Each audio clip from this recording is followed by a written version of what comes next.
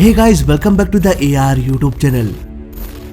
और साल 1972 में एक हेलीकॉप्टर पायलट ने ऐसा वर्ल्ड रिकॉर्ड बना दिया जिसे 50 सालों बाद आज भी तोड़ा नहीं जा सका। ये रिकॉर्ड था सबसे ऊंचाई पर हेलीकॉप्टर उड़ाने का। एक छोटा प्राइवेट प्लेन 10 से 12,000 फीट के एल्टीट्यूड में फ्लाई करता है, जबकि एक नॉर्मल प्लेन 30 से 35,000 फीट के एल्टीट्यूड में फ्लाई करता है। वहीं 4 इंजन वाले बड़े प्लेन लगभग 40,000 फीट के एल्टीट्यूड में फ्लाई करता है। लेकिन उस पायलट ने इन सारे प्लेन्स को पीछे छोड़ दिया। उन्होंने अपने हेलीकॉप्टर को 40,820 फीट पर उड़ाया था, 40,000 फीट से भी अधिक। ये सुनकर ही इम्पॉसिबल सा लगता है। आखिर कैसे उन्होंने इस इम्पॉसिबल काम को पॉसिबल कर दिखाया, जानेंगे पूरी कहानी आज के इस वीडियो में। ये दौर था साल 1965, जब इंडियन आर्मी को एक ऐसे हेलीकॉप्टर की जरूरत थी जो हिमालय के ऊपर से भी आसानी से फ्लाई कर सके। इवन हेलीकॉप्टर के पास इतना पावर हो कि वो माउंट एवरेस्ट के ऊपर से भी फ्लाई कर सके। इन सबको ध्यान में रखते हुए ऐसे 315B लामा हेलीकॉप्टर को बनाया गया। सन 1969 में हिंदुस्तान एरोनॉटिक लिमिटेड के द्वारा इस कमाल के हेलीकॉप्टर को बनाया गया। 17 मार्च को इसका फर्स्ट फ्लाइंग टेस्ट भी कर लिया गया। अब हेलीकॉप्टर तो बनके तैयार हो गया, जो हाई एल्टीट्यूड में उड़ान भरने के लिए तैयार था। लेकिन हर फ्लाइंग मशीन की एक आखिरी लिमिट होती है, उस लिमिट के ऊपर वो नहीं जा सकता। लामा हेलीकॉप्टर आखिर कितने एल्टीट्यूड पर उड़ान भर सकता था, पता नहीं। साल 1972 में जीन बुलेट नाम के एक पायलट ने सोचा कि आखिर ये कितने एल्टीट्यूड पर फ्लाई कर सकता है, चलो इसका टेस्ट लेते हैं। फिर क्या था, उन्होंने हेलीकॉप्टर को हल्का बनाने के लिए इसे मॉडिफाई करने लगे। उन सारे इंस्ट्रूमेंट को खोलकर हटा दिया गया जो जरूरी नहीं था। कॉकपिट का सीट, पैसेंजर का सीट, इन सबको क्लीन कर दिया गया। फ्यूल टैंक को भी हटाकर छोटे फ्यूल टैंक को इंस्टॉल किया गया, जिसमें सिर्फ 23 गैलन फ्यूल ही डाला जा सकता था। इसे हाई एल्टीट्यूड में पतले एटमॉस्फेयर में उड़ान भरना था, इसलिए इंजन को थोड़ा मॉडिफाई करके आरपीएम को 6% बढ़ा दिया गया। यहाँ तक कि टेल रोटर के गार्ड को भी हटा दिया गया। इवन टेल में हॉरिजॉन्टल स्टेबिलाईजर भी लगा हुआ था। इसका इस्तेमाल करके हेलीकॉप्टर के नोज को अप डाउन किया जा सकता था। लेकिन ये काम हेलीकॉप्टर के मेन रोटर के एंगल को बदल कर भी किया जा सकता है, इसलिए जीन ने भी स्टेबिलाईजर को भी हटा दिया। इतना करने के बाद उन्होंने एक बहुत बड़ी गलती कर दिया, और ये गलती उन्हें मौत के मुंह में ले जाने वाला था। इसे समझने के लिए हमें थोड़ा टेक्नोलॉजी के बारे में जानना पड़ेगा। दोस्तों, चाहे प्लेन हो या हेलीकॉप्टर, दोनों को ही स्टार्ट करने का प्रोसेस सेम होता है।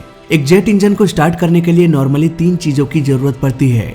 सबसे पहले बैटरी एक स्टार्टर मोटर को रन कराता है, जिससे कि APU यानी कि ऑक्सिलरी पावर यूनिट स्टार्ट हो जाता है। इसके बाद इस APU से तेज प्रेशराइज्ड एयर निकलती है।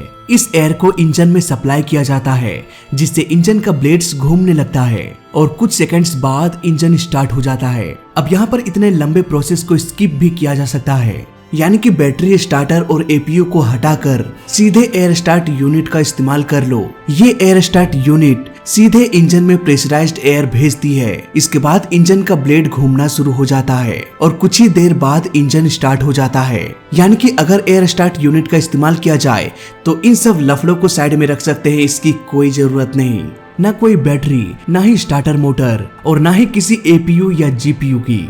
इसी ट्रिक को जीन ने भी अपनाया। उन्होंने बैटरी और स्टार्टर मोटर का यूज करके हेलीकॉप्टर को स्टार्ट कर दिया। इसके बाद बैटरी और स्टार्टर मोटर को भी हटा दिया, ताकि हेलीकॉप्टर के वजन को और भी कम किया जा सके। अब यहाँ पर सबसे बड़ी समस्या थी ऑक्सीजन की, क्योंकि 15,000 फीट के एल्टीट्यूड से अगर हेलीकॉप्टर ऊपर चला जाए तो धीरे धीरे हवा पतली होती जाएगी और सांस लेने में भी प्रॉब्लम होने लगेगा। इसीलिए सांस लेने के लिए उन्होंने एक ऑक्सीजन सिलेंडर और एक ऑक्सीजन मास्क भी रखा था। इतना सब कुछ करने के बाद हेलीकॉप्टर पूरी तरह से तैयार हो गया उड़ान भरने के लिए। 19 जून 1972 जीन ने सोचा कि चलो एक टेस्ट फ्लाइट लेते हैं। उन्होंने अपने पायलट मित्र के साथ उड़ान भरा और इस टेस्ट फ्लाइट के दौरान ही 35,617 फीट में उड़ान भरने का वर्ल्ड रिकॉर्ड बना दिया। इस तरह से वो विदाउट पेलोड की 35,617 फीट में हेलीकॉप्टर उड़ाने वाले पहले इंसान बन गए। पर वो इतने में ही नहीं रुकने वाले थे, क्योंकि उनके दिमाग में ये चल रहा था कि इस हेलीकॉप्टर को इंडियन एयरफोर्स के रिक्वायरमेंट को ध्यान में रखते हुए बनाया गया है। ताकि वो हिमालय के ऊपर से भी उड़ान भर सके।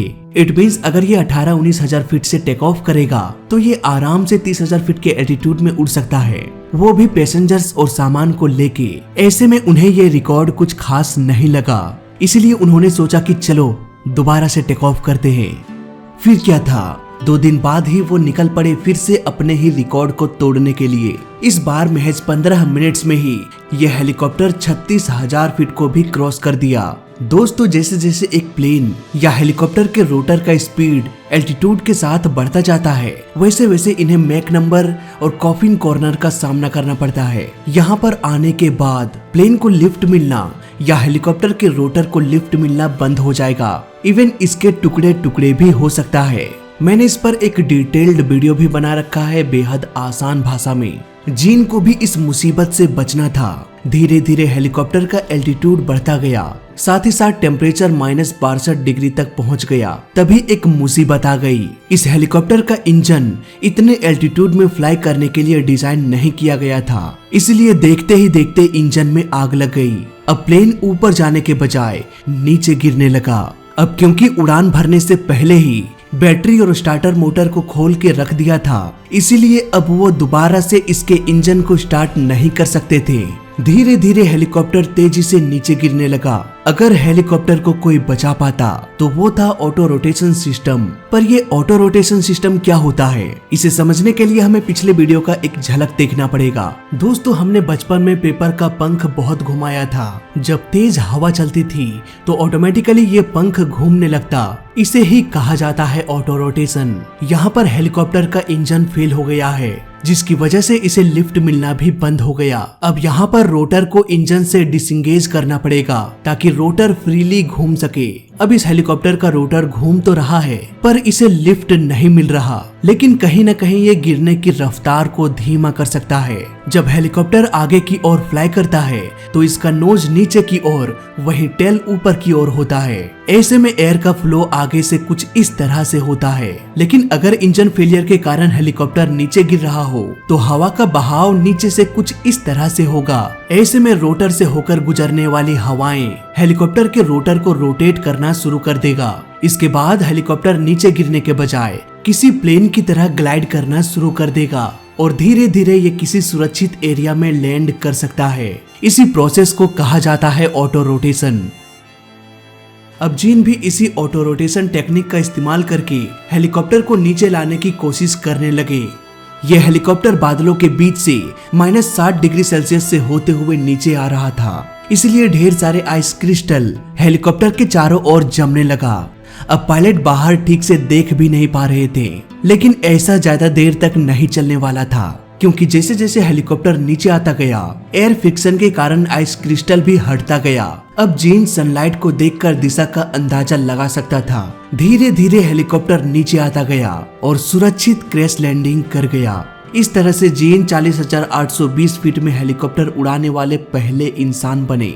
वहीं इंजन फेलियर के बाद भी ऑटो रोटेशन की मदद से हेलीकॉप्टर को 40,000 फीट के एल्टीट्यूड से धरती पर उतारने वाले पहले इंसान बने। उस दिन जीन ने 2 वर्ल्ड रिकॉर्ड बनाया था।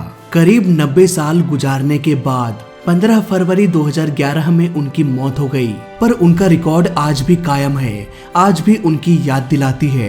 तो फिलहाल इस वीडियो में अभी तक के लिए बस इतना ही। वीडियो अच्छा लगा तो लाइक कर देना, बुरा लगा तो डिसलाइक कर देना, और दोनों ही केस में चैनल को सब्सक्राइब कर देना, क्योंकि इस चैनल में सीखने के लिए बहुत कुछ है। तो मैं मिलता हूँ आपसे अगली वीडियो में, तब तक के लिए देखते रहिए और सीखते रहिए। जय हिंद, वंदे मातरम।